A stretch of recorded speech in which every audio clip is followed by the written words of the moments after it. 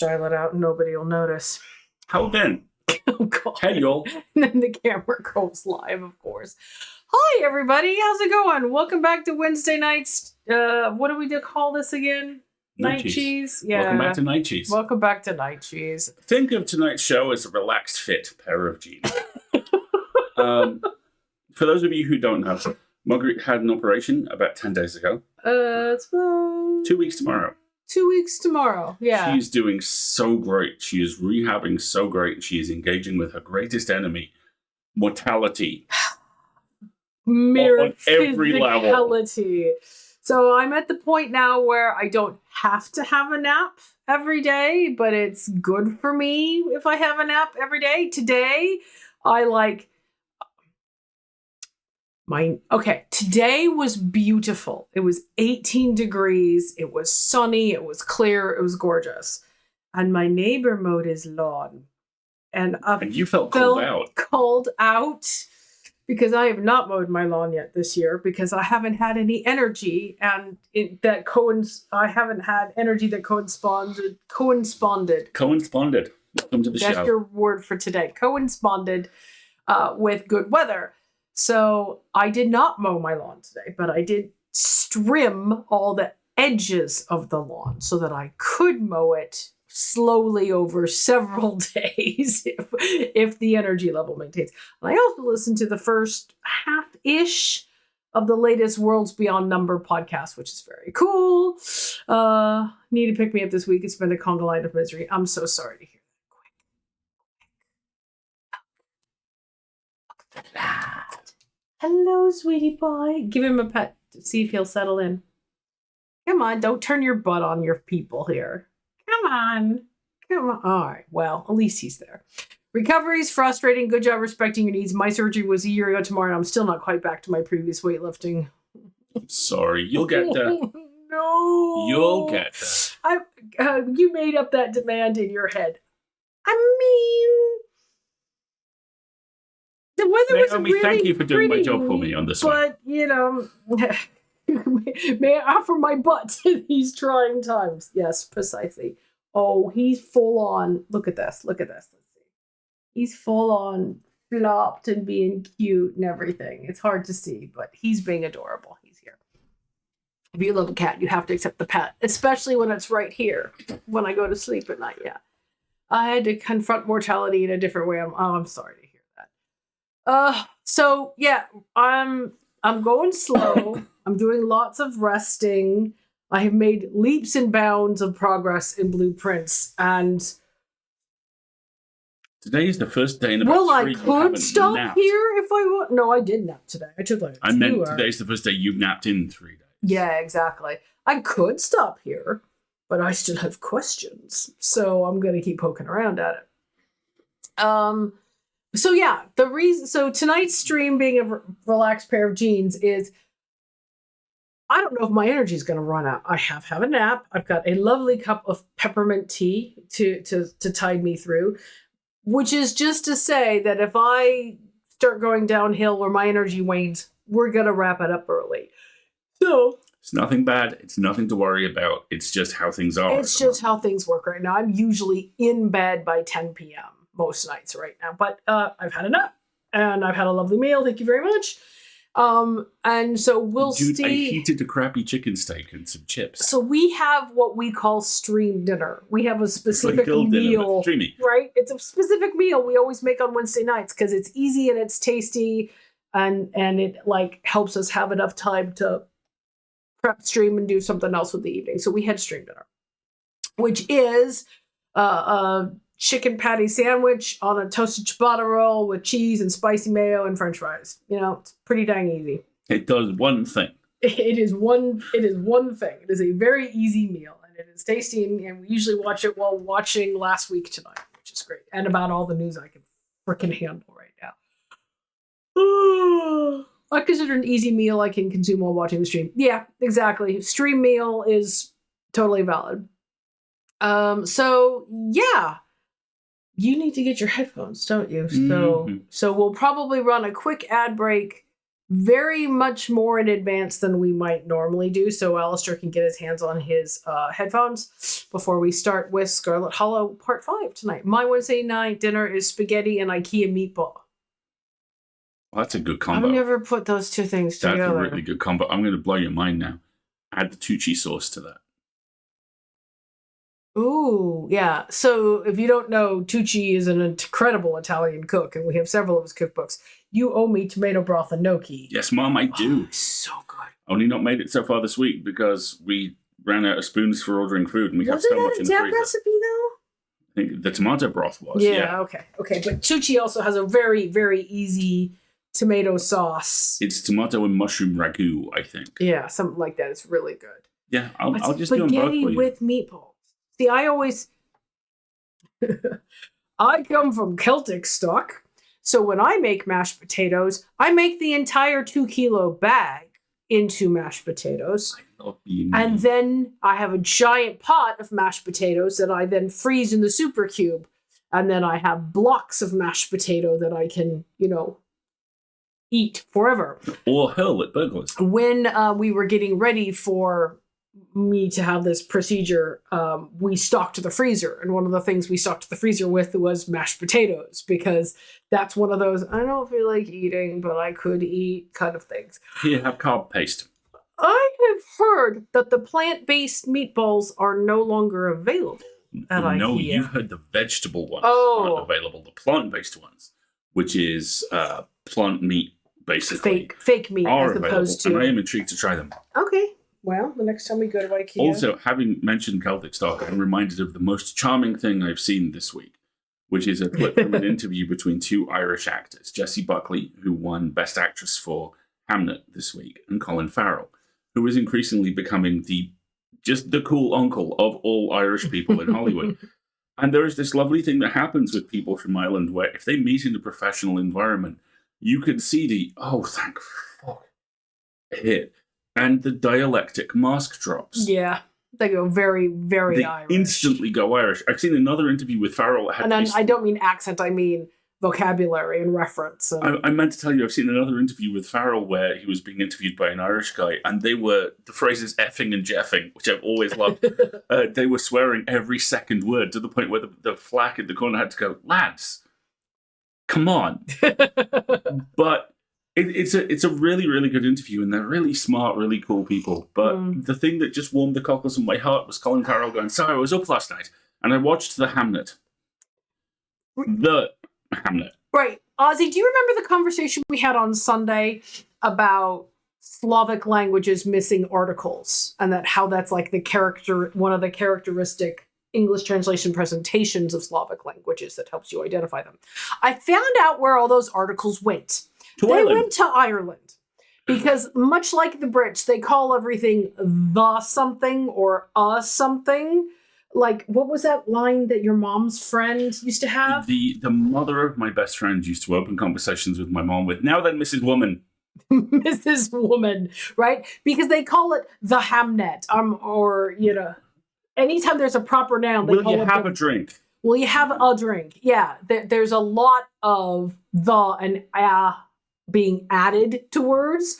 And I have a fan theory that all the Slavic words migrated to the Celts. Along similar lines, there is a wonderful show on Netflix called How to Get to Heaven from Belfast by the writer and creator. That was so weird. By the writer, weird. Writer and creator of Derry Girls, about 3 women who went to school with a fourth, and something mysterious happens to her. And these 3 are reunited in their kind of mid to late 40s and solve the mystery. Or the patron saint of articles. Yes, patron saint of articles. And there is a moment in there where a very large statue of Jesus Christ is being wheeled towards them on the road. One of them goes, Jesus Christ, what is it? No, Jesus Christ. And the delivery the other one gives on, oh, what the fuck does he want? It is the most Irish fucking thing I've ever seen. It was a very Irish movie, TV show? TV show. It was very... A pivotal moment was the folks Honestly, who just I was still on painkillers, so it was happening in the background while I was waking up in between naps. At one point, where a group of people who walk from town to town very quickly for charity, I guess, saying the Hail Mary over and over become a pivotal plot point. And I woke her up. I was laughing. Pivotal. So hard. They become a plot. They give them a lift. It counts. They are involved, right? Should I go get my headphones? Well, yeah, okay. That sounds fine. So, just to recap for everybody, we're going to start the ad break a little bit early today. We're going to get right into the game and see how long I last for the evening. If we make it all the way to 11 o'clock, brilliant. If we don't and we wrap up early, it's nothing anybody's done. It's just I'm out of steam for the day. Right? You did gardening today, you know? Like I said, don't at me. I just trimmed the edges of both lawns so that I can see where it is I actually have to mow. Naomi, I bought myself a battery-powered cultivator, i.e. a rototiller, and I have 3 flower beds in the back. It is a ground chainsaw that I have been desperate to play with that is still in the box. So, it's even sealed. She hasn't taken it out. You haven't taken it out, have you? No, it's still in the box. All I've done is I pulled the battery charger out of the other one because I bought a leaf blower. It's not just a leaf blower. It's a leaf vacuum. B minus. How? Oh my God! My heart! I'm gonna explode. This is not exaggeration. You just gave me a failing grade at resting. I'm like. Honey, in what universe is a B minus a failing grade at anything? Mine! Oh my God, that was the coldest thing I think she's ever said to me. We have very different success criteria. Ooh, I might have to go lie down. Which is to say that I could have been a whole lot worse, and I have not been. If I am not the arbiter of resting. I have also read many books and listened to many. Oh, I see Marguerite and I have the same internal grading scale. Yeah, you should do this, but not you though. You are all among but friends. Not you though should be tattooed on me somewhere. That is not a good. It is not a healthy thing at all. We were watching Critical Role the other night. Oh my God. Okay, but before we go any further... we were watching Critical Role. We are pretty far behind. We are just finishing the 11. Soldier's Table, so episode 11. So we finished the Soldier's Table and everybody leveled up. And then Cadigan leveled up and we went, oh dear... There is a moment towards the end of that episode where one character politely asks another why he's so considerate, and he answers, and then the other character says, when are you going to turn that on yourself? And she looked at me. Oh my, oh very much. For the next of the week, you're going to wake up, want to do chores, and hear B minus in the... Yeah. Yep. Honestly, I am. I think I am. Alistair bought me a new book to encourage me to relax. What's it called? Oh, Leviathan Fitness Volume 1. So it's like supernatural gym romance. Yep. And I'm like, oh, that sounds really nice. I also, to be fair, read 2 other books that I got bought for Christmas, but I still have at least one more. I have so many books. Hello, you've met also, me. So each Leviathan Fitness seems to map onto the same model that Ursula does with Saint of Steel, which is, this is not boy kiss girl. This is, no, everybody is going to have nice times. Okay, very well. What? I've read books. I've listened to podcasts. I've played video games. I've taken naps. And I've sent lots of emails. And I did a little bit of outdoor work today. Resting is not how productive I can be while recovering. Personal attack, Naomi. Oh my!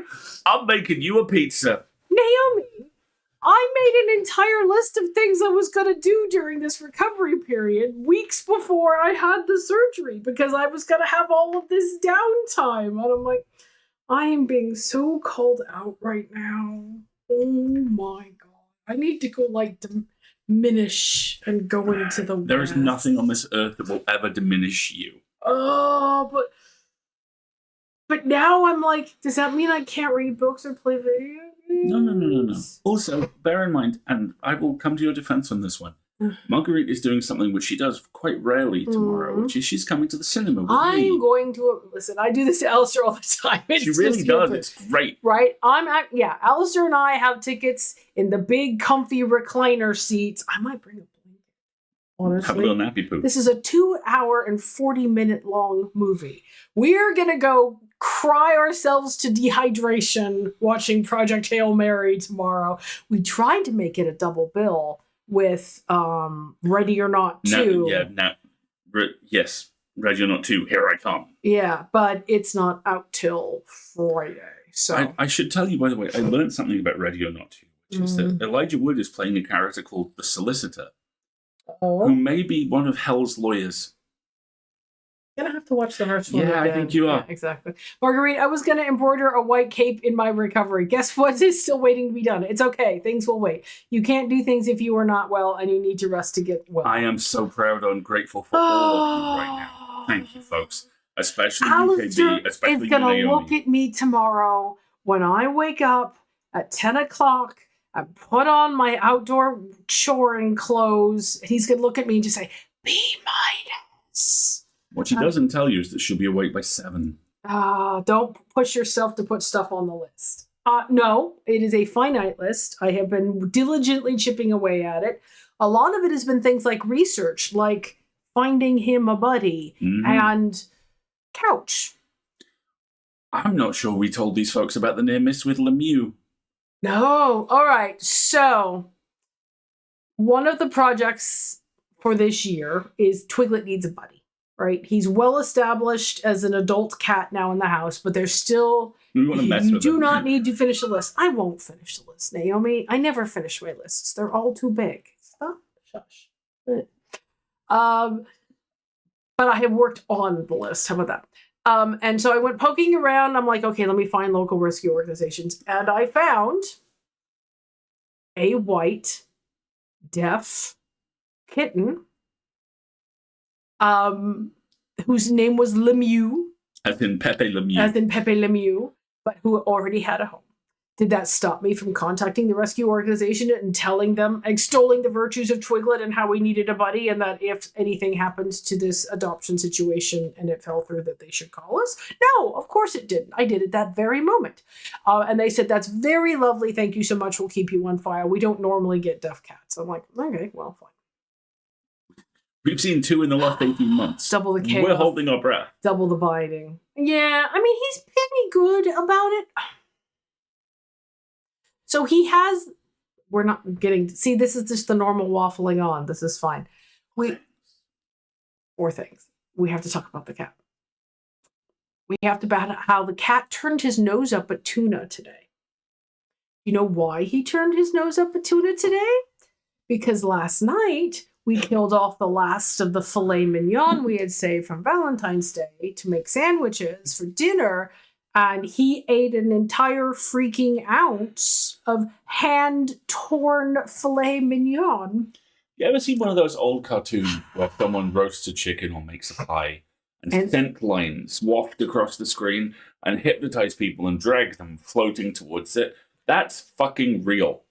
Because that's what Twiglet does anytime there is beef cooked in this house. He's just like, he has a very specific give me tone of voice. And he sounds affronted. Like, no! So, like cat-like parents. Right? I mean, I don't mind raising a gourmand, you know? So then today, when I went to make a tuna sandwich for lunch, because it was beautiful and we sat outside resting to have lunch, he turned his nose up. He's like, he came running. He's like, is that? Oh, it's just tuna. I don't want that. I'm like, oh my God. Child. He won't eat dark meat, rotisserie chicken. He will only eat light meat. I mean, this cat, I love him dearly. He's been very good at taking naps with me. He's been looking after his mom really well. He's been doing, like, the first day or two when I was home, I was just in bed. I was just sleeping, and he was up there with me. Little buddy, that's not a taste to cultivate. You were too small to bring down a cow. I know, but he's also manipulative enough emotionally to have his parents hand tear him pieces of filet mignon to eat. So, you know, Somebody landed on his feet, is all I'm saying. Right. Let's take that break real quick, shall we, everybody? Alistair's going to go grab his headphones. Yes, Alistair is. You get yourself a snack or a drink. I only have two. I have one for hydration and one for fun. I don't have one for energy right now because it's 10 o'clock at night. But that was one of the things on the list I've been working on.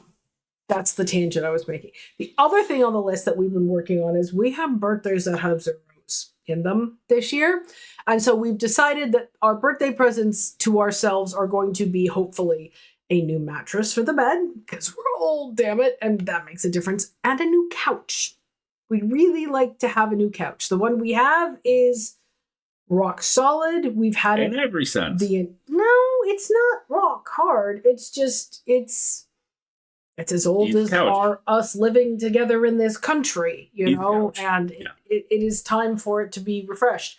And in typical Marguerite fashion, I've done a bunch of research and I've found options everywhere between a very affordable, nice looking IKEA couch, which is what we have now, all the way up to a very expensive custom sectional that we might go and sit on. 15 minutes away from the Samin Nosrat event we're going to. Yeah, so we might make a detour and go sit on an expensive couch and realize this is too expensive for us. I have two very specific functions in this relationship. And the first one is full shelves.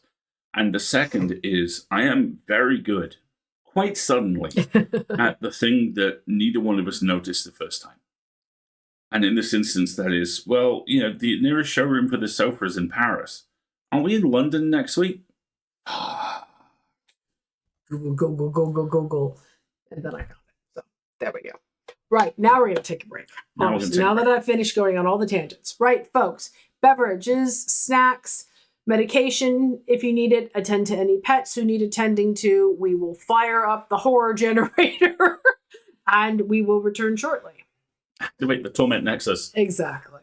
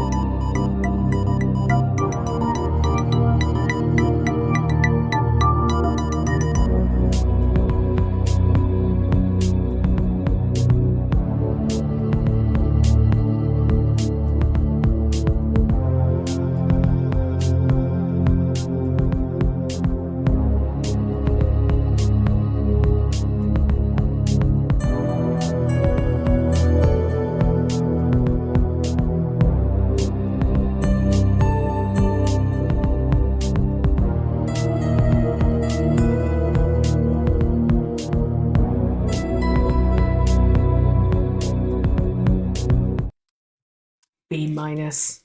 Ice cold, Naomi. Ice cold. Not the end of the semester yet. There's lots of room to improve. Man. Hardcore mode. Ooh, terrifying. All right. We are back. Ooh, game audio. It's not. We love you too, buddy. There we go. All right. I'm going to have to go and screen capture some of these things about Hall. Resting. I am. B minus. Ooh. Ooh, horse. That's going to haunt me, man. Absolutely haunt me. I know that's not a good thing. All right, let's load. Where are we? If I remember correctly...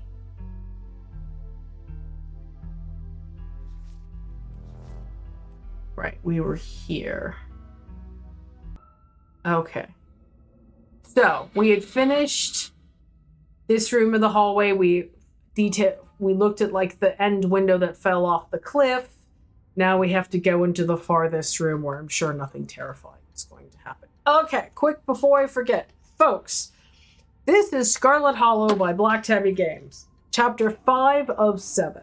This is a horror game with all sorts of content notes, including phobias, death and dying, horror themes, mental health and trauma, sexual themes, sound effects, violence, animals and children in peril, flashing lights, glitching screens, gross food, manipulation. There's been non-consensual drug use in the past, substance abuse, swearing, unreality, the whole 9 yards. If you need more detailed content notes, which may include some spoilers, check out the link in the chat just now to help yourself. If you get tired and wrap up early, I'll give you 10 points extra credit and a sticker.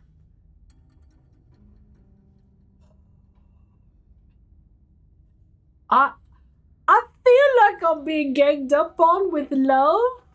And this is exactly the sort of thing that I do to other people. And I do not like the taste of this, my own medicine. Thank you very much. I sat in the sun today. I should have plus 10 points. Which you should immediately burn. Which I spent on a nap. Yes, exactly. Okay, so stuff will begin soon, and we have 1 hour in which for me to conclude and give shenanigans, because, extra credit. Who can resist? Kate me? That rude. Effective, but rude. All right, so, which is to say, content warnings, please heed them, make the best decisions about you. If that means you need to step away, that's totally fine. I say this with no joking whatsoever. The content warnings for this game could conceivably just be the word all. Pretty much. In block capitals. As a reminder, we are keeping a dramatis personae, so if you need a refresher about who some of the characters are, again, with a warning that the spoilers may be involved, there's a link in the chat. And then I don't know if we have any new folks with us this evening, but if you're looking for the playlist of our previous run-throughs of chapters 1 through 4, they're now on YouTube, available at that link. So, with all of that under our belts, here we go. I said if you have the juice to keep going, you can keep going. Just mind your limits. See, but now you've incentivized me to finish early. She does this to me on average 7 to 12 times a week. I keep a running list of little treats and bribes that I can use when you need to stop doing things. Really? Mm-hmm. Absolutely, I do. Let's go into the furthest room, which will... I love you very much. You continue following the trail of footprints, approaching the farthest room down the hall. The door was clearly meant to be hidden, but it's been left open. That seems bad. That does seem bad. Where in the world have you taken me? This place is pure evil. What was the button again for hide the... I want to say H. Yes, well remember. Oh, that's fuck. bad. Oh, fuck. There appears to be writing on the floor under that. That's not good. Also, every surface in this room is at a different angle to every other surface and to every other surface we can see outside. The fact that it's been kind of propped up really... Look at her hand. It's like... It's okay, Gretchen. It's just a big empty room. There's nothing to be scared of. Keen eye. The curtains on the far side of the room catch your eye. Below them, you can see the edge of a tiled section of floor. The smooth white porcelain, a strange contrast against the hardwood. Wet the curtain. Alrighty. So, options: explore, keen eye, pull back the curtain, or leave it alone and move on. Brace yourselves. Okay. My dad told me I'd have made a good lawyer, which I roundly denied, but as similar as Marguerite and I turning out to be, maybe he was right. We can discuss that at any point, if you'd like. You would not be the first person I've had that conversation with, who then went on to become a legal professional. Fully qualified. Yes. Every angle to every other surface different gives Princess... Yeah. This is definitely giving... This is wrong. All right, we're going to go explore this curtain, folks. I don't know what it's going to be. There might be a ooga booga.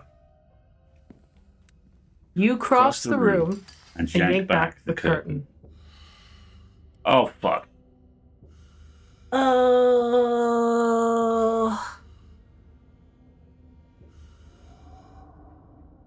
Stella raises... Okay. Stella raises the camera, its lens trailing up the tiles to the meat hook dangling from the end of a heavy chain, center of the odd, shower-like alcove.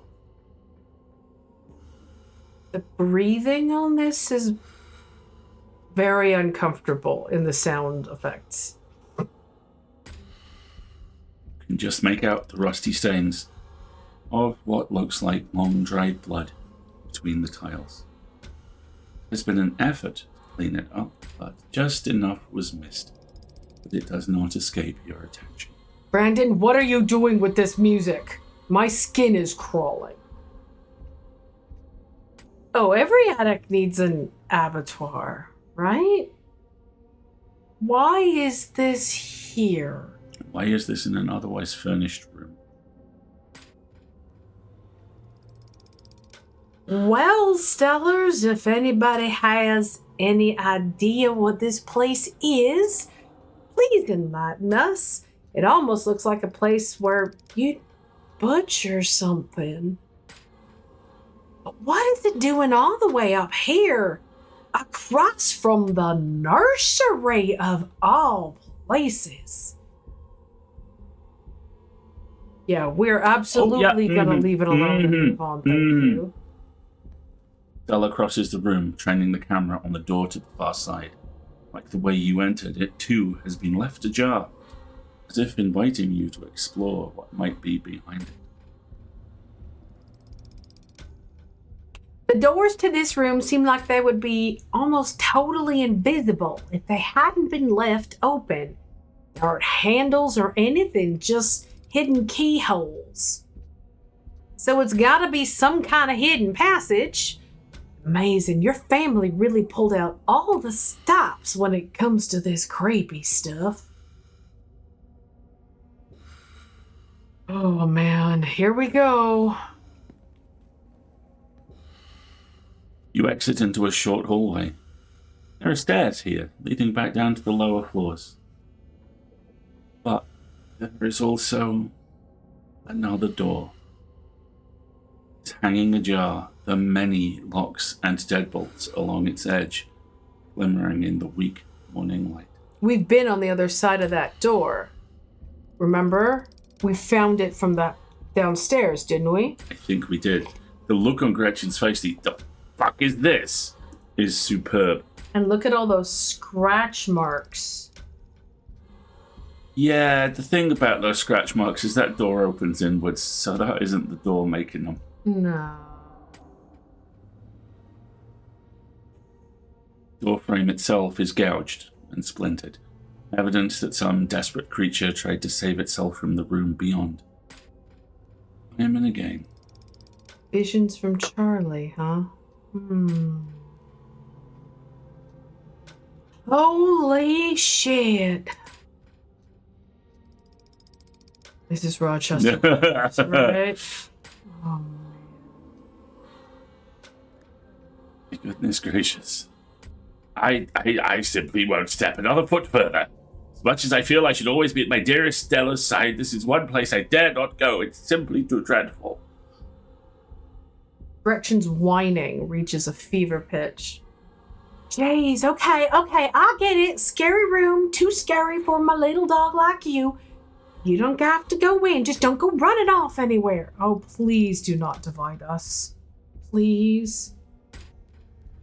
See how the edge of the door's all messed up? It's like something didn't want to get put back in there.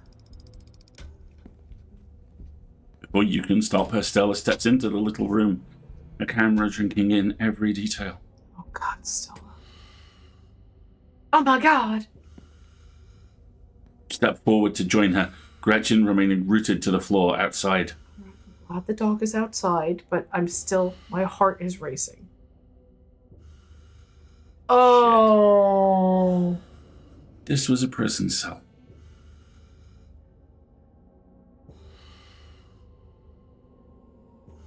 Everything about this place reeks of neglected humanity. The walls are covered in scratches, legible words mixed in with the nonsense of desperate clawing. The one window, set high on the far wall, is fitted with a thick pane of glass, as if the iron bars just beyond it wouldn't be enough to hold the imprisoned. Can't help but notice that the doll from your closet sits watching you from the bed, one eyelid drooping. It adds an extra layer of menace to this already deeply unsettling. Look at those scratches in the wall.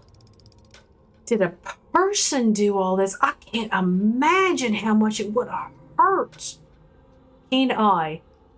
You can't help but notice that Stella's camera is no longer recording. Its little red indicator is dead as the air hanging over this room. Why is that? It stinks too. Like nothing I've ever smelled before. I've been in sewer drains that smell better. Tabby. What happened here, Petra? What the hell happened here? Your eyes are drawn to the massive, almost letters, dug as deep into the brick as this cell's prisoner could manage, highlighted with whatever pigments were available. So, here we go. Explore options. That doll used to be in my closet. I hate that thing. The boy in the wall. Who do you think was kept here? Keen eye. You stopped recording. Jesus Christ. Your subscribers are going to go nuts for this. Do you think Tabitha... Are you sure you should post this video? Fuck this, man. I'm done with today's adventure. Okay, we have seen this room. Let's get the hell out of here, Stella. Turn and leave. Those are all of our options. So we're going to do all of the explore and then you stopped recording, or are we going to call her out straight away? Keen eye is going to be the you stopped recording, but that's not an explore option. So we're going to do the explore options first. Let's start with the boy in the wall. Boy in the wall. God, you're right. It has to be. This doesn't at all feel like old skeletons in the closet either. The smell is too fresh. And some of the locks on that door are modern. Stella lets the statement hang in the air. I just hope Tabitha didn't know about all this. To think it's possible, but the whole time we knew each other, all those nights we stayed up late talking, she might have known this existed. No, she didn't know. She wouldn't have let something like this happen.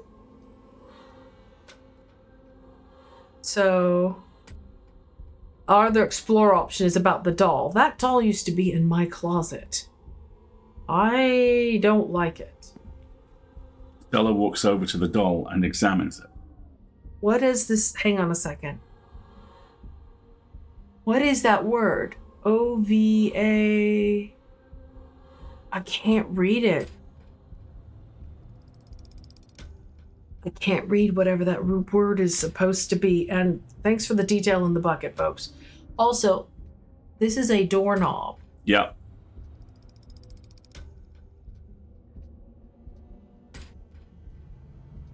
So next to the nursery. Yeah.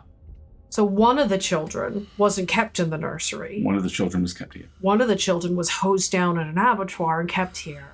Yeah. Oh, God. These people need to be burnt to the ground. Property of Alexandra. It's always talked about how she went missing. It's one of the town's urban legends. I wonder if they ever even found her body. Maybe there wasn't a body to find. Let's just get out of here before somebody slams the door on us or... Oh, God damn it, Stella. Did you have to say that?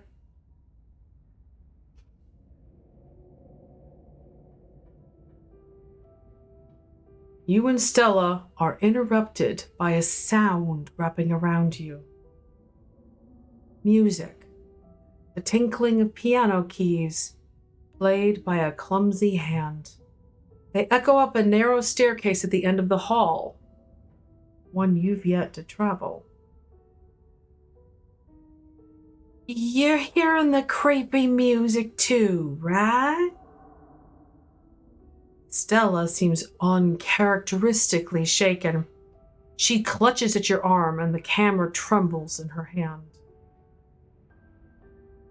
Oh God, someone else is in here. Kenai, you know who the mysterious player is. It must be Wayne. He asked you to come here, led you up to the 3rd floor with the obvious tracks in the dust, and now, his own strange way, he's inviting you to keep investigating, asking you to choose to find him.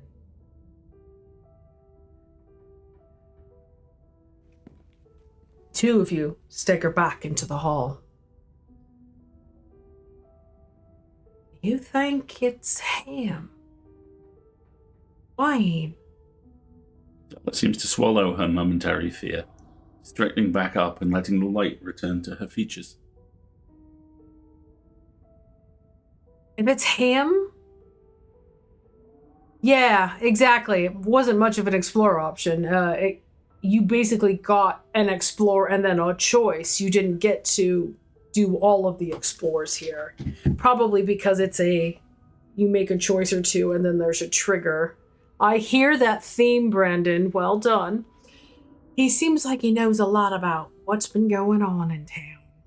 Yeah, I think there's a limit to how many explores you can do in there. And who knows? Maybe he'd be more willing to talk now. We found all those secrets your family's been hiding. You are free to report it as a bug question mark. I mean, we found it, but we don't know if that's supposed to be the case or not. Finally! The two of you have finally removed yourselves from that wretched place. That means it's time to go now, yes? It's time for all of us to leave this awful place forever. Oh, look at Bubba. He's giving good camera. Good boy. Options. I'll go alone. He might be more willing to talk if it's just me. We'll go talk to him together. If Wayne wants to talk to me so badly he can ditch the theatrics and just talk to me, let's leave. No way I'm going to go looking for some spooky guy playing spooky music. Let's just leave. Take her hand and go back the way you came. Take her hand and follow the music. I really don't like that we can't call her out on stopping recording again. I don't either.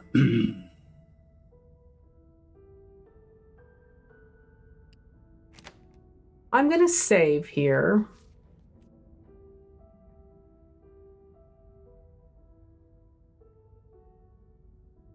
Do you want to go back and do the you stopped recording or not? No.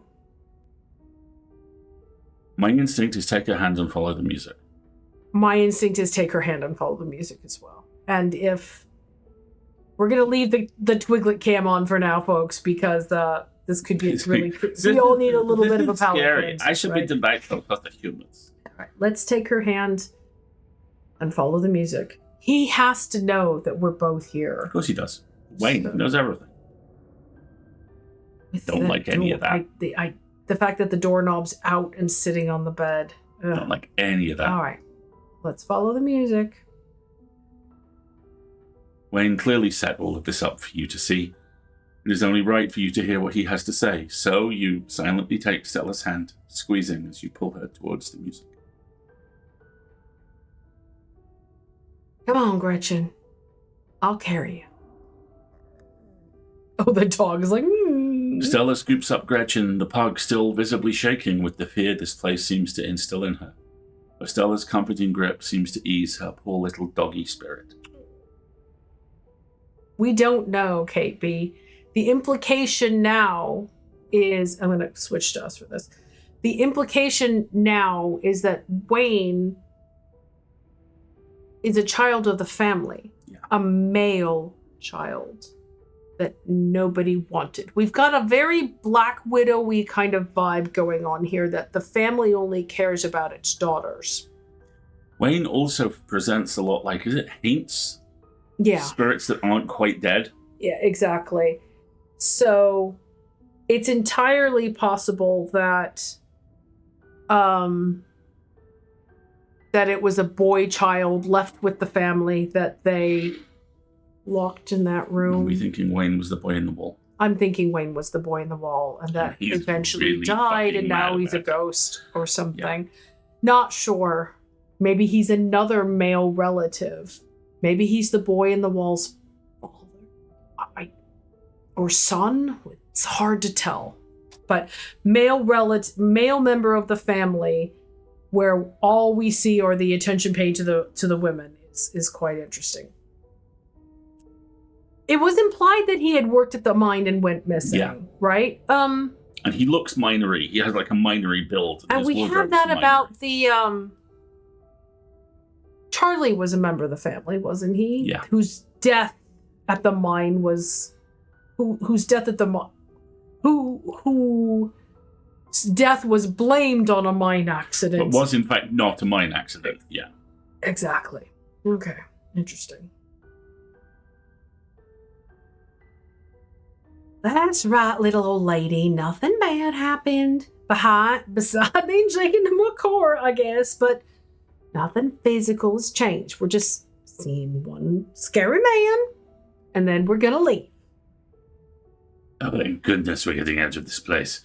I don't know why Stella insists on visiting such dreadful domiciles, but at least she has me to protect her if things ever go awry. And will forever, right, folks? That reminds me. It's something I'll talk about after this. Her grip is firm and warm and reassuring, and together you make your way down the hall to the source of the eerie music. The stairs take you into what you have to assume was once the servants' quarters, a network of cramped passageways hidden away behind the expansive rooms of the estate, without so much as a window for illumination. That is some straight up Slay the Princess. That's some Slay the Princess shit, that, kids. But you persist and descend deeper into the bowels of the Scarlet Estate, the echoing piano, your only company. Soon enough, you see light again, the sun creeping in through the edges of a nearly hidden door. Are you going outside? Honestly, I prefer it. Is Wayne touching grass? You're at the end of another long corridor. Its high ceilings and tall windows are almost disorienting as you step out from the cramped, gloomy stairwell. The music echoes mournfully in the vast space, a chorus of wind, adding a melancholic harmony as it whips in from the overgrown courtyard. What is this? Is this Dustin hiding behind a... Those are paw prints. Is that Dustin? That might be Dustin right there. Wayne touching grass is such a funny image. It almost looks like that's the way we came in. It does. And that we're going to go back into the ballroom and that's where the music's going to be. I'm not sure. Looks like Dustin. But as you make your way into one of the side rooms, utterly dark save for the open doorway on the far wall, the music stops. There is no warning. There is no gentle fade or dramatic slamming of keys. When you make your way to the music room, Wayne is already standing, his eyes glimmering in the darkness behind his stained veil. This room doesn't work physically. That's because it's part of the house. It's falling down. Yeah. Look at it. That was a stage, and now the floor's caving away. This is very unsettling. Okay.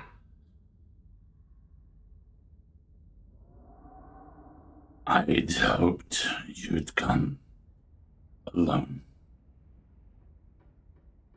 Well, you better get used to me being around, because your days of harassing Petra are over. From now on, you'll have to harass both of us. That's all right. You can enjoy your slapping. Ooh. You and I are already bound by our fate. Okay. Slatin. Oh, I know what that word means. Yeah, I'm just looking. You gonna look it up? That's a choice. Looking it up for the chat. It also tells me that a person of that age has been it is not an ethnic slur. Can be used that way. Really? I've seen it used that way. A slattern is an old-fashioned derogatory term for a woman who is habitually untidy, dirty, or messy. It can also refer to a woman who is sexually promiscuous. Right, or a sex worker. Yes. So it is kind of a slur, but it's not at all a contemporary one. It's one that he's old. Or he's been taught in isolation by people with old vocabulary. You need to come to understand that if you expect to help anyone, yourself included, you are running out of time. Angel of music, accomplishment, answers call. Very nice. He slips away into the shadows. What did he just call me? Whatever. Look, let's just leave, yeah? Now? I think we've seen enough, and the floor down here feels like it could give away and throw us off the cliff at any second.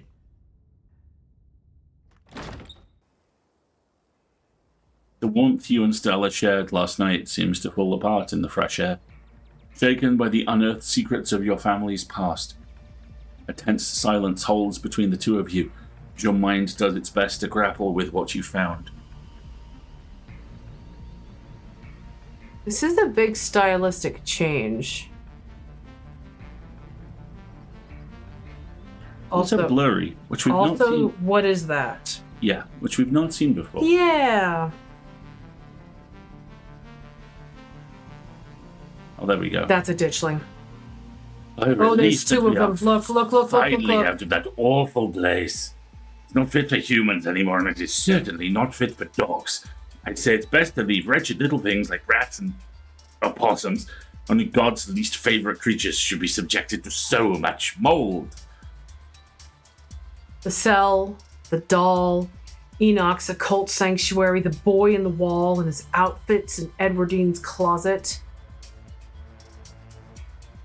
If you do this part of the chapter without Stella, you can have a longer convo with Wade. Well, we've got a save up there, so.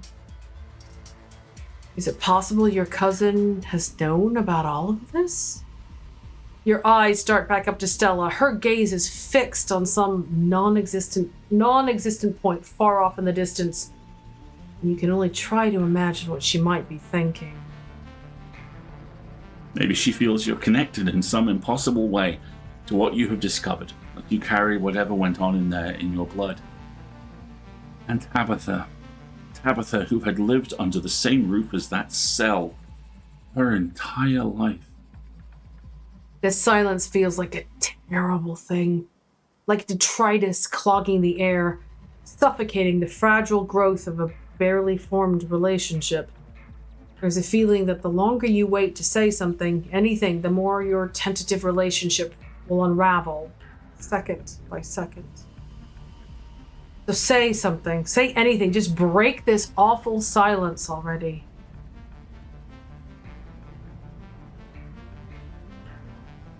Okay, here's the options. Are you mad at me? You're not posting any of that online, right? So you're posting that to your channel, right? I had nothing to do with any of that. I don't think we can trust my cousin. Do you think Tabitha knows? Tabitha has to know, right? There's no way she doesn't. Do you think Tabitha's gonna lock me up in there? Lie. Maybe the dungeon was just a sex thing, or say nothing. I want to go with Tabitha has to know, right? Keeps it open. Tabitha has to know, right? It seems so unlikely she doesn't. What? Absolutely not. Tabitha... I mean, Tabby's not the kind of person to lock someone away in some sort of dungeon, is she? I know her. Not the sort of person who would keep something like that hidden from me. Options. Okay. Yeah, it's one of her characteristics is that when she gets confronted in a way that she can't veneer, she locks up. Explore. Talk to animals. Gretchen, do you trust Tabitha? Explore. Keen eye. The room with the letters from her dad was blocked off by a pile of garbage. She could have known about the dungeon without knowing about her dad. Explore. You've always been so quick to defend her. How can I trust that you're not in on all of this? Ooh, ouch.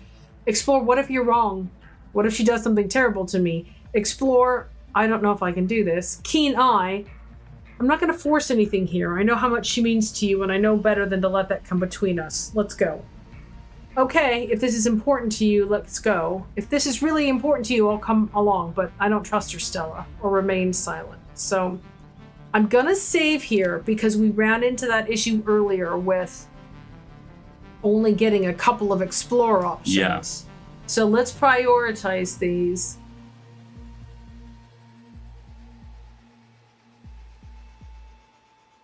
Let's do this at Keen Eye Explore. The room with the letters from her dad was blocked off by a pile of garbage. She could have known about the dungeon without knowing about her dad.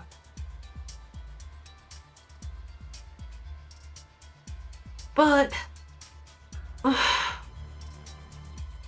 okay, I get it.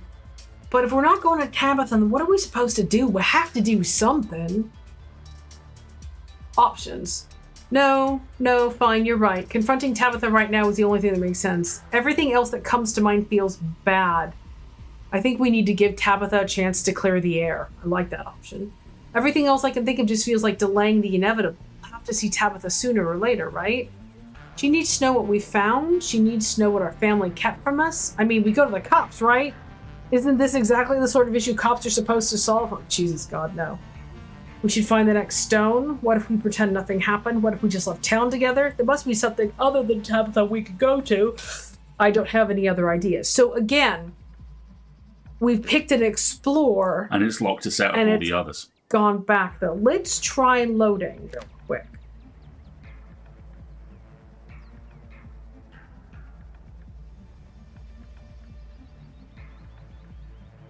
Try the other Keen Eye. Yeah, I'm not going to force anything here. I know how much she means to you, and I know better than to let that come between us. Let's go. I think it's just going to skip us forward, unfortunately.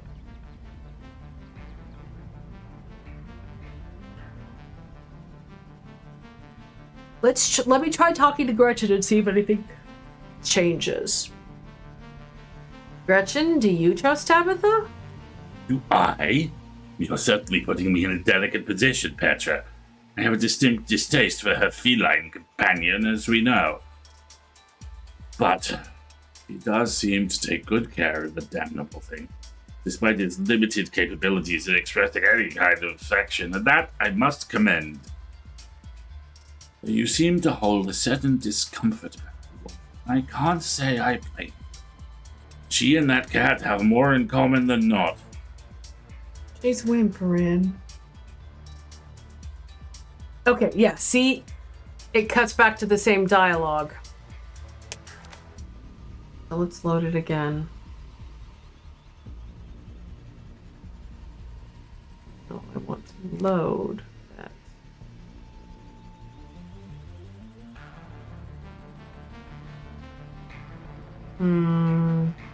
I like this. Everything else that comes to mind feels bad. I think we need to give Tabitha... Yeah, it does feel a bit like a bug.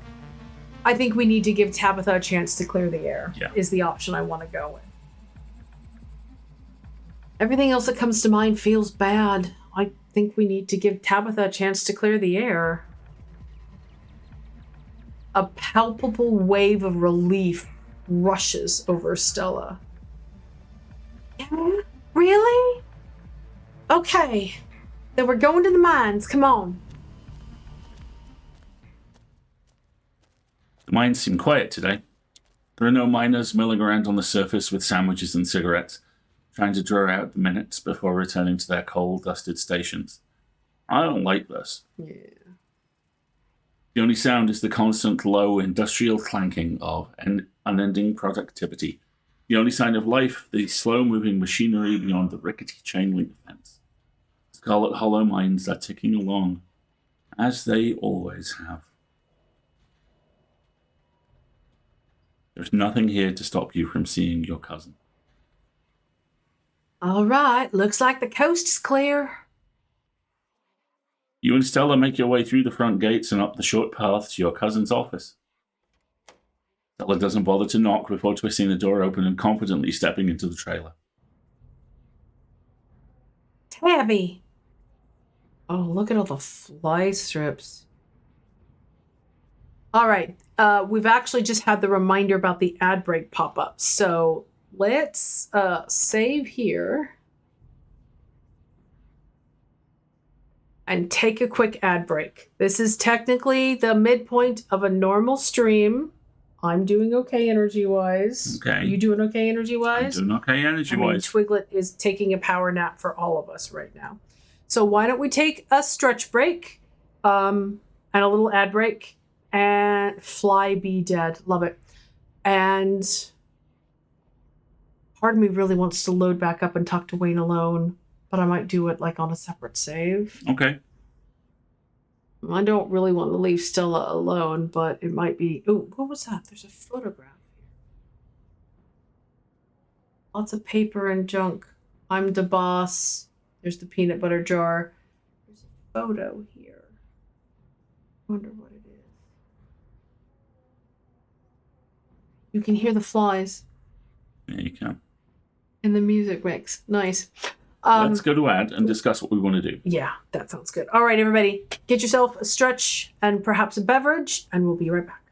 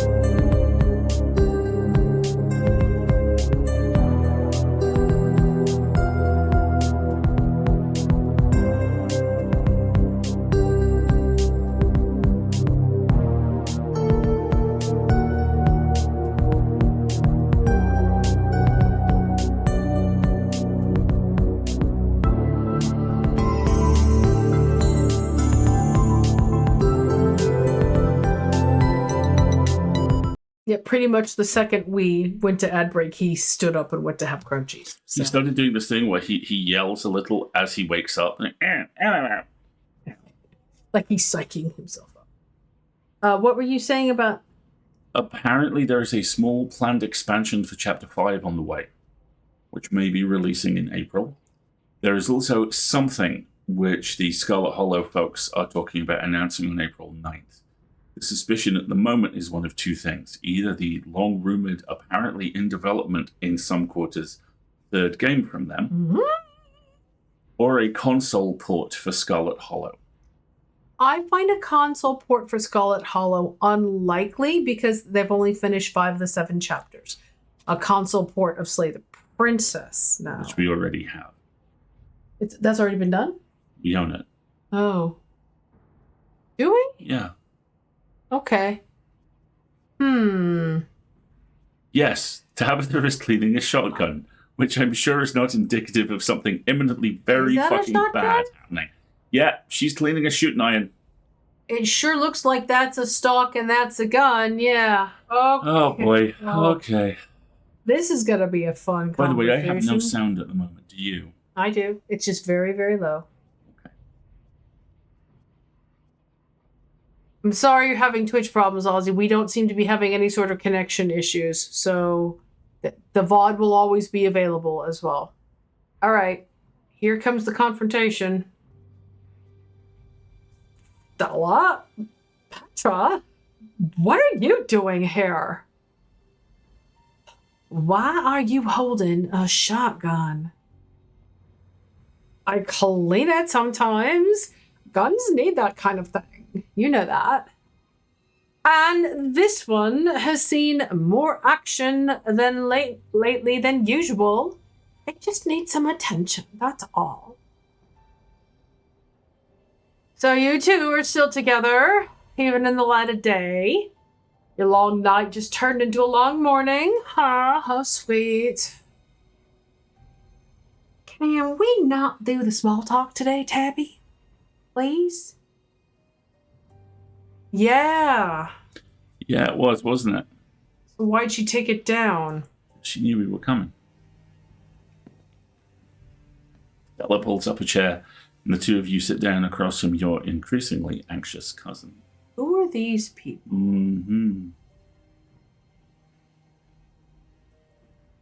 The guns only need cleaning if they've been fired, right? She did show up to... Remember, she did shot Reese like 5 times. So... Hey, I didn't say you could sit. We just came from the Forbidden Wing, Tabby. Have you been there? A dreadful place. You know, it says something about a lady, the way she manages her home. Stella, what were you thinking? You know not to go in there. I know, and I'm sorry. But the stuff we found in there. Tabby, your family hid so much from you. You deserve to know. Okay, so options. Stella, I thought we weren't going to just tell her we broke in. Tabitha, before you say anything, this wasn't my idea. Don't get defensive. Let her talk. We're not attacking you, Tabitha. We're just trying to talk. Stella is being way more open-minded than I am right now. Tabitha, what have you been up to? What are you hiding from us? Tabitha, we found birthday cards from your dad in there. Lots of them. No need to interrupt. You can let Stella do the talking. I'm really kind of tempted to let Stella do the talking. We got 2 options here as I see it. One is that, and my worry is that this is just going to go down old patterns. I want to say we're not attacking you, Tabitha. We're just trying to talk. That's the other one I was going to suggest. Okay, great. We're not... Oh, so we should Stella run right over and talk about it. All right. Like Enoch's study. It was behind an old bookcase, and there was all this occult stuff in there. And old vials with notes in them, like he'd be preserving them or something. It was weird. What? Like, being into the occult, isn't that surprising? He was a rich man in the 1900s. Of course he was into the occult. It was like a was like a hobby back then. You know I know that. I wouldn't have come all the way out here if that was it. There was another room where someone had tried to hide big old meat hooks behind a curtain, the drain, and old blood stains. We also found these old clothes in Grandma Eddie's room. Boys' clothes. And a freaky note that looked like it might have been written in blood, and it says, "I'm still here and I love you," or something. I don't know what that means, but it was in plastic. She clearly wanted to keep it. Okay, so here's my options. There was a dungeon in there, Tabitha. I want answers, Tabitha. What are you hiding from us? Yeah, do you want to see the cards? We brought some of them with us. That's a lot of scary stuff, Tabitha, or remain silent. My gut now is to remain silent. But I'm worried because Stella hasn't mentioned the cards. Yeah, I say mention the cards. I say either mention the cards or go for it. That is a lot of scary stuff, Tabitha. Let's say that's a lot of scary stuff, Tabitha. So we're kind of back in the play here. Yeah. That's and again, Stella runs right over us. But none of that is even important. Because at the end of it all was a cell. A prison cell. Somebody was being kept in there. We found these old notebooks talking about a boy living in the walls. And I just feel like it's all connected. Especially since there was this creepy doll in there. I just feel like maybe your family was keeping some of their own kids in that room. And just before we left, we ran into Wayne, and I'm pretty sure he's the one who made sure we found it. But I don't know why. He was all mysterious and called me some old curse word, and then he left. There. That's everything. All laid out on the table.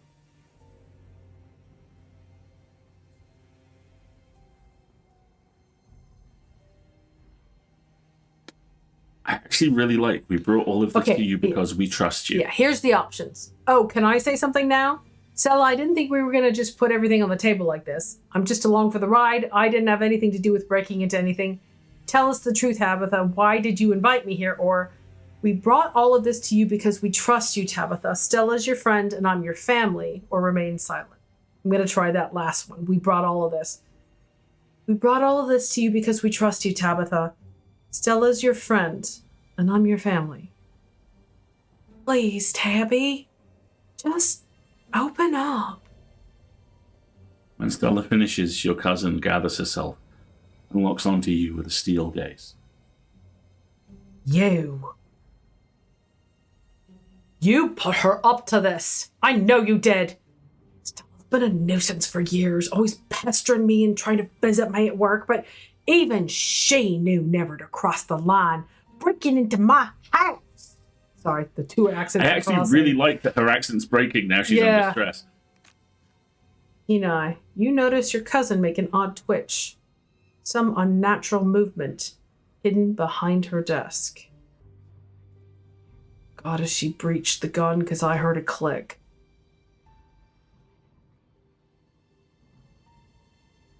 You're not that good at this, Petra. I see exactly what you're trying to do. To turn my only friend against me. To back me into a corner. What was that odd twitch? It's like her personality swaps. Anytime she's ready to move past. Yeah.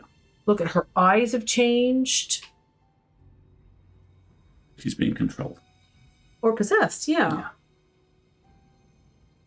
That right. Tabby, come on. That's not what's going on at all. I want to hear it from Petra. Ooh. I saw you do something weird under the table. Kenai, I saw you do something weird under the table just now. What did you do?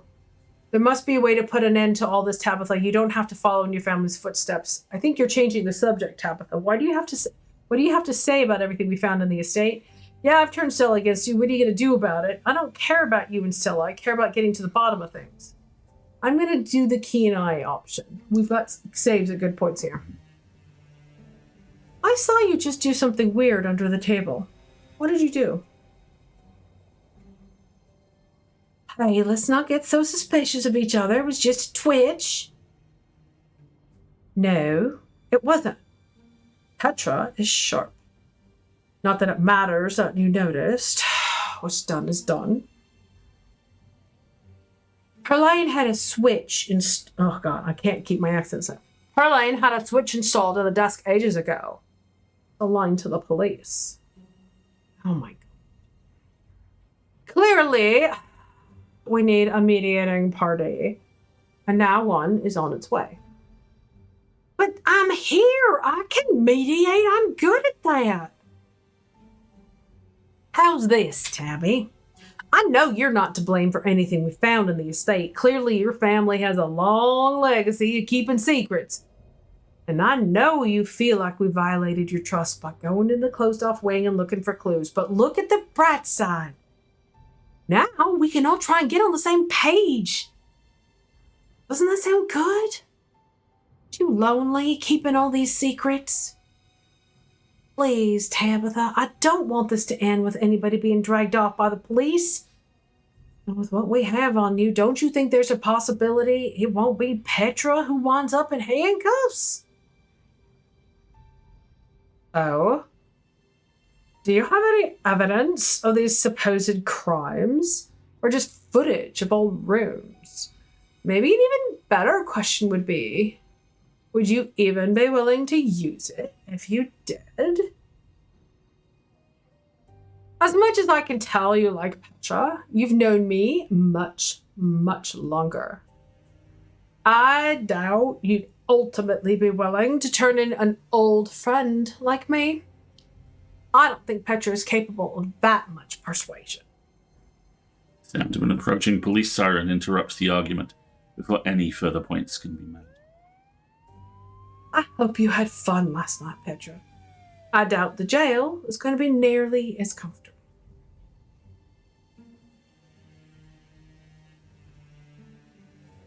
Options. You're bluffing. I'm going to tell them everything. Then we'll see what they have to say about your innocence, Tabitha. You're really going to do this, aren't you? You're really going to have me arrested. Your own cousin. Fuck you, Tabitha. Really goes to show how much you actually care about Stella. You don't call the cops on someone you care about. Tabitha, I came to be here for you because I know what it's like to be alone when your mom dies, and this is how you repay me. Ooh. And what if we just leave? Or remain silent? God, honestly, that one. Remain silent? I came here to be here for you. Yeah.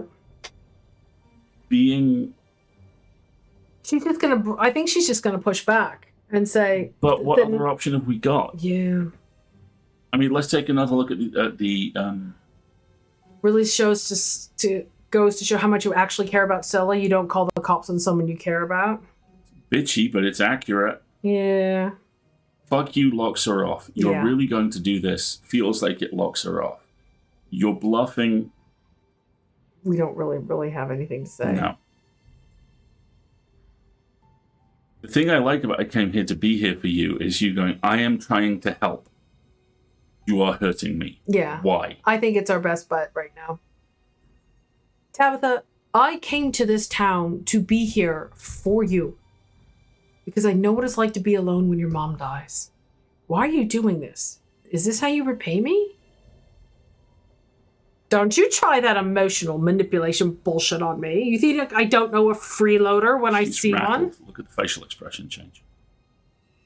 I came here for you? Oh yeah? Not the free lunch? I doubt it. Free lunch of peanut butter. Tabby, you can't just act like everyone who's helping you is some master manipulator. Stella, quiet. The sigh is a certainty settling over her. I do wish I could be honest, you know. Or really, I wish honesty would do anything. But it's not going to keep the minds running. It's not going to fix the things that are actually broken around here. Because that's what the Scarlets do at the end of the day. We keep the machinery oiled. We make sure its components are replaced when they break.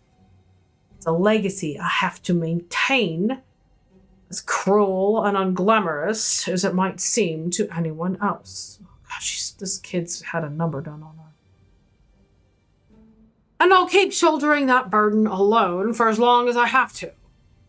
What I was born for. You too, Petra, though you've been neglecting it for a long, long time. Okay, Tabby, you're starting to scare me. There's a knock at the office door. Miss Scarlet, permission to enter? You were called, weren't you? Come on in. The door swings open and Deputy Franklin, the sternest member of the Scarlet Hollows police force, walks in. Is that the mayor's goon? At Tabitha's beck and call? Yes, I'd recognize that wretched leather stink anywhere. Well, ain't this a pleasant coincidence? I've been looking for you all morning, City Slicker. You're in a lot of trouble, kid. Too much trouble to let you keep wandering around causing mayhem. Oh, so you were already planning to take my cousin in then, weren't you? As a matter of fact, I was. Yes, Miss Scarlet. See, there have been all these problems around town lately, and... I don't need any explanation. Go ahead. Be my guest. I want an explanation. What could you possibly be arresting Petra for?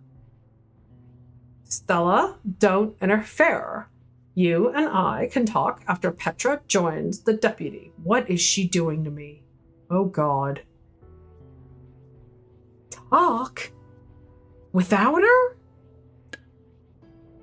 Really? You are handing your last living relative over. No objections. You won't have me fired for abuse of power or nothing. No. I think some time under lock and key will do my cousin some good. Jesus Christ, Tabby. The fact that even Franklin's like, what? Now, if you could take care of this outside, Miss Richmond and I would appreciate it. Okay, options. You can't just take me away if I'm not being charged with something. I've done nothing wrong. Tabitha, are you really doing this to me? I'm the only family you have left. Stella, back me up here. I didn't do anything wrong. If you're arresting me, you should arrest Stella too. This whole town is doomed. You can't arrest me, not when I'm the only one trying to stop what's coming. Tabitha's the one you should be arresting her. She has a whole torture dungeon in her house. I think my instincts are the first one, which is You can't just take me away if I'm not being charged with something. I've done nothing wrong. Kid, there is plenty I could get you for, which means I am perfectly justified to put you on a 48-hour hold. Sounds like Miss Scarlet here has her own ideas as to what exactly the charges should be, but there will be charges. You hear that, Petra? You're at my mercy, so you'd better be on your best behavior. I don't want to hear that you gave the deputy a hard time. This lady is heading towards, you know what? Fuck you, Bill. Oh, I'd have liked it not. Deputy Franklin nods, whipping out his handcuffs. Single, smooth, police academy motion is all it takes. The cuffs are locked around your wrists.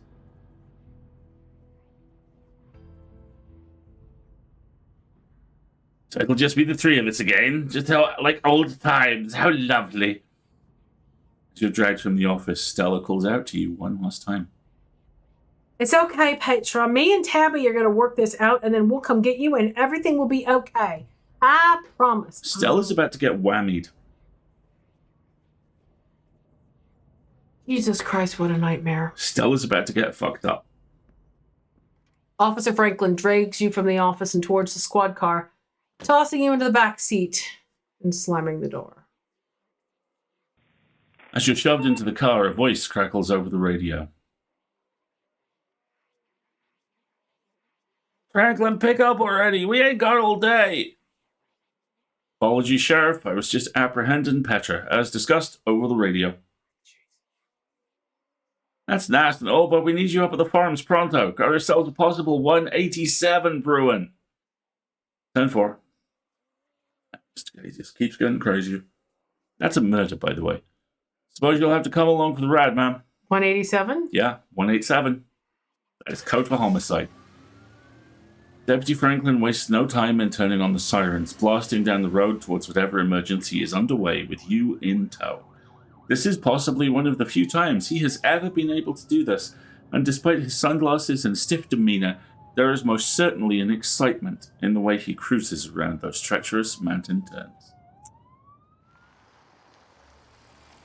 As the car pulls up to the farms, you feel it again. A tingling at the back of your skull and urgency, almost like a hand pressing you gently forward with the threat that it might become more forceful. You do not comply. Saving the game! This is a surprisingly great place to stop.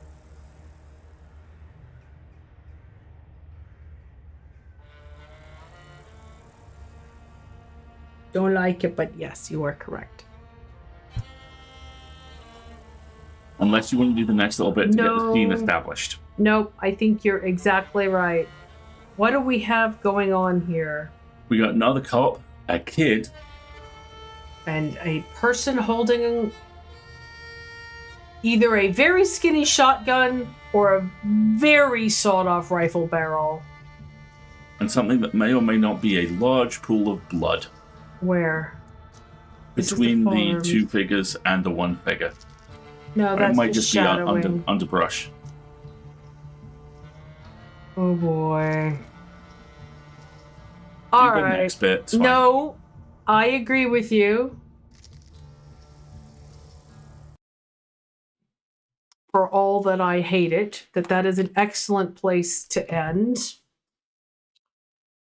Because I am starting to get a little tired, to be honest. So, why don't you give me a moment, folks, to hit up, I think we have a little shenanigan planned. Because after that fucking nightmare, we're going to need something. Holy shit. My guess is that there is no way to talk Tabby down. I have seen rumors that if you have a good enough relationship with her, you can get her to break at that point. But you have to have, like, spent all of your efforts having a relationship with Tabby to do that. Yeah, you do. I'm still curious about mentioning the cards.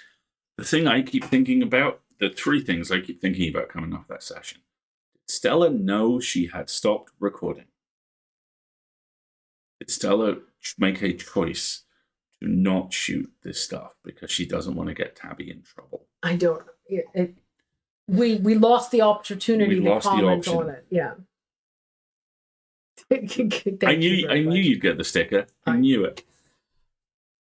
Anyway. What's riding Tabby? Is this extreme radicalization, or is there someone in the back of her head? I don't even...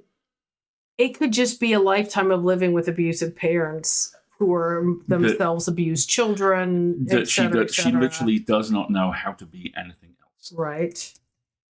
I'm just glad Gretchen's okay. I was really worried when we split up. And part of me is probably wants to go back and have that conversation with Wayne.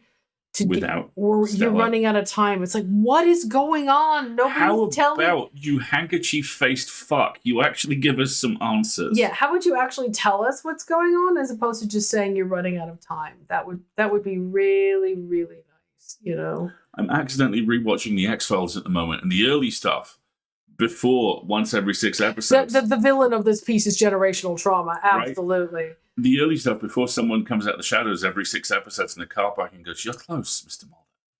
Very close," is great. And by the time you get 11 seasons of that, no wonder Gillian Anderson was like, "I'm done. Right. Bye, guys. Lose my number." You know? Exactly.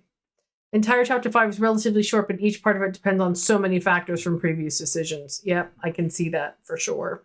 All right, apologies, folks. I didn't prepare the message for this in advance, but we do have a little short shenanigan that we'll do. And then we'll, a couple of little short ones, which sounds good. Little guys. All right, so this is from Ingrid verse, home of the Ingrid verse, fluff and angst. So I'll read one and then you read one. We'll also Sounds great. Concept: Cursed Blade Rehabilitation Center. Destroying a sentient weapon is expensive and highly unethical, so adventurers bring them to the center where highly trained staff care for them and eventually find them forever homes. It turns out most cursed weapons are products of trauma and are not strictly evil themselves. Some blades turn out to be fiercely protective companions. Others don't even want to be weapons at all, finding joy in simple work, like blacksmithing or farming. Most blades just need to be loved. I'm sorry, I'm just thinking about the Lear now. Okay, I know. moving on. A pack of bandits descend upon a seemingly undefended town, but the blacksmith's hammer, the farmer's scythe, the woodman's axe have not forgotten what they once were, and they will defend the town that they have come to love. Okay, that is a short story concept I need immediately. That's a novel. This sweet girl has been with us for 7 seasons. She was forged in the heart of a volcano and would be ideal for anyone with a pre-existing fire affinity. She's a cuddler and is guaranteed to keep you warm in winter. She still loves burning, but it turns out you can only reduce the world to ash once. She would be perfectly suited for forest management that regularly requires controlled burns. This weary old soul has grown tired of bloodshed and would much rather spend his days as an ominous decoration in a tavern or common room. A perfect fit for an adventurer looking to leave their dungeon-crawling days behind. He likes people watching with his single glowing eye, preferably from high, prominent locations with views of entrances and exits. See, now I'm just combining that with the mimic that was the pub piece. Fucking love that. While it's fair to say that most rehabilitated weapons are not recommended for first-time wielders, this +2 defiling dancing greatsword might be an exception that proves the rule. Once tempered in the blood of orphans, Greta has had a past that she sought to grow beyond and is eager to take a more proactive role in protecting her future lifetime companions. We're looking to find her a forever home with a group of young, earnest adventurers or a single child destined to thwart the legions of evil darkness, where Greta's protective and motherly instincts can really do good and fulfilling work. A grandmother sword. Anyway. For experienced sword bearers only, Lady is a 6-foot Zweihander with severe abandonment issues after a previous welder died in the lowest level of the Lich King's least favourite summer crypt, where Lady went undiscovered for nearly 300 years. She is looking for a forever home where she can always be close at hand to her person. While she doesn't mind mowing down the odd bandit gang, she has taken surprisingly well to ornamental hedge trimming and enjoys observing Tai Chi. Sword that glows in the presence of its enemies, now working as a child's nightlight, now that it is accepted darkness that makes children scared as an enemy. I love that. Darkness that makes you trip on the way to the bathroom is also an enemy. Here's a couple of other people have responded to In them. a world where genies are commonplace and delight in granting wishes in the most inconvenient way possible, you are a defense attorney who must defend your client. A well-meaning genie who is charged with felonious wish granting. That is the novel that writes itself. Felonious wish granting. One of Charles Schulz's best comic series is called 8 Billion Genies. Uh-huh. And it's about the moment where everyone on Earth gets a genie at the same time. You get one wish. Oh, God. Billions are dead by 8 minutes in. I was going to say, what hell? The first episode is issue is 8 minutes, 8 hours, 8 days, 8 weeks. Do we have 8 years, 8 centuries? Yes. Great. Put them in front of me tomorrow. Will do. It wasn't the first time I'd had to defend Jimmy, and it wouldn't be the last. He's got one of the most litigated... He's got to be one of the most litigated genies who's ever lived, which is a little unfair since he's also actually one of the most genuinely benign. He just get things wrong a lot. Like, a lot. So wrong, so often. See, all genies will, to some extent, screw with wishes. It's their nature. With some of them, if you wish for a horse, they give you a heavily insured and very identifiable racehorse and watch the catastrophe unfold. Others will just mess with the wish a little bit, say by giving you a foal instead of a currently rideable horse or something. But everyone knows they need to be careful with their wording these days, so it's not usually too bad unless you violate the 3 rules, wish to raise the dead, to kill someone, or to make someone fall in love with you, and then they get very unpleasant. But Jimmy, he meant well. He really did. There's more of that one. I was really expecting the cat There's to be... more of that one. It says keep reading. Oh.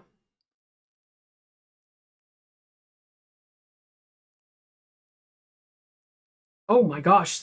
Oh, wow. That's a whole story. Drop that in the Discord for Ducky, and we'll do the full one of that for shenanigans next time. Yeah. Okay. Hang on. I'm going to drop this for Ducky because there's a whole lot more to that one. It just goes on. That one's really fun. Yep. I can post it again for you. Here we go. Here's the current post. I think there were a couple more.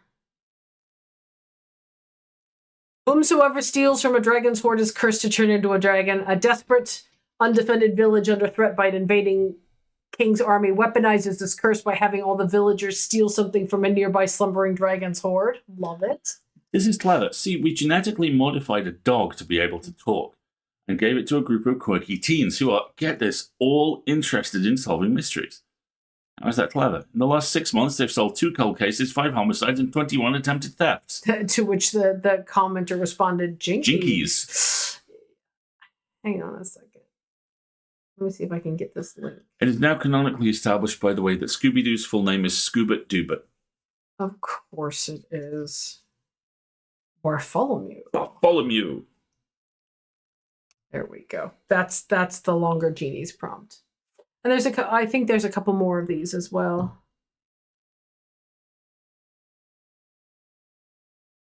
No. All right, cool. But yeah, there's some great concepts in there. Felonious wish granting is just... It's like Felonious Monk, my favorite criminal jazz musician. Exactly. Well, I made it most of the way through stream, but I am starting to get tired. Fine. For sure. So we're going to wrap it up a little tiny bit early, everybody, and save everyone the last ad break. Thank you very much for joining us. I don't think there's a way to avoid getting arrested. I don't think there is. And I want to know... If there is, it's buried so far back. Yeah. Like 3 episodes ago that finding that divergent path is not one that we can do.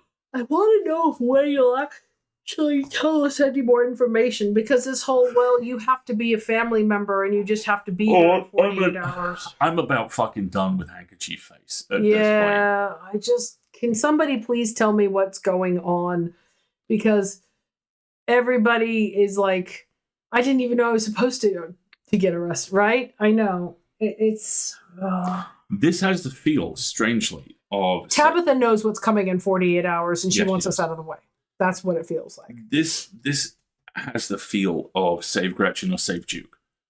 This whole situation feels like this isn't a huge turn in the story, and you either get arrested and go help out deputy fuckballs with whatever the hell we're going to go do, or you successfully break through Tabitha's conditioning at this point. Good replay value then, for sure. Okay. Thank you very much, everybody. Let's talk about where we're going to be coming up next. There should be an issue with the full lid on Friday. It's written. Yeah. And I have lots of time to work on editing it slowly, taking breaks, Naomi. And then on Sunday, oh my God, we had such a good productive Oberdin session. 12? 15. We identified 15 of the crew of 60 on Sunday, and I don't know if we're over the halfway mark or not, but we're in that ballpark. So we're hoping it's going to start snowballing now, and we can... Also, I found the track that's not on the soundtrack that Marguerite craves. How do you feel about spoilers about the results of Tabitha's confrontation? Let's save it for next time. It might be a good warm-up for next time. But yeah, because I bought the soundtrack because it's available on Steam, but it doesn't have the dopamine music. And then Alistair found me the dopamine 20 seconds on YouTube. And I am now literally creating a soundboard on my phone so that I can have the "you've done a hard thing." Ta-da! Like when we log off, I'm going to encourage her to play it for her. Tabitha wants us on the sacrificial altar. If she wanted us, she'd never have invited us if she wanted us safe. Yeah. I think she knows some price has got to be paid, and it's why she didn't step up when we confronted the ghost. She wants us to take it on the chin, right? And And or she's trying to find a way to throw Stella on it. It really is starting to look like she's the heir and we're the spare. Yeah. And I ain't about to support the abusive cycles of this family. Thank you very much. I think I'd much rather burn that house down. Like, pull the cat out, burn the house down, walk away in slow motion like Angela Bassett. Yeah, I'm seriously like, can we just burn the house down, please, and force this issue? This is horrible. Something awful's about to happen. I feel really bad for the 11 people here. Where the fuck is Kanika? Yeah, exactly. Right. So that's TFL on Friday, stream on Sunday, and then should be back here on Wednesday. And probably no Sunday stream next week, but that's like 10 days. Yeah, we actually have to get the goat and the possums out before we burn down the house. But man, I really want to burn down the house. All right. Have a great rest of your time zone / evening, everybody. I'm going to bed. Thank you so much for joining us, folks. This has been great. I've been Alistair. I've been Marguerite. He's been Twiglet, and we'll see you next time. Yeah. Have a great rest of your day.